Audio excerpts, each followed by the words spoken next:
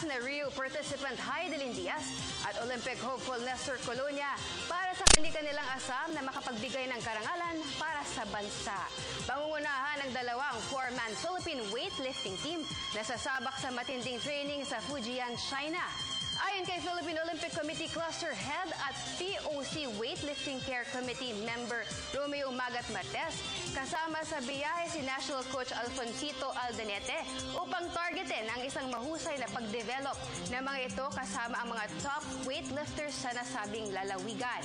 Aabutin ng halos 2 buwan ang pag-iensayo ng Team Philippines o 2 linggo bago ang Olympics. Matapos ang China training ay diretso biyahe ng mga ito sa Rio de Janeiro para sumabak sa Olympic Games. Inaabangan na lamang ni Magat at maging ng Philippine Weightlifting Association, Philippine Olympic Committee at PhilSports Commission ang opisyal na kumpirmasyon kay Diaz para sa pangatlo niyang Olimpiada.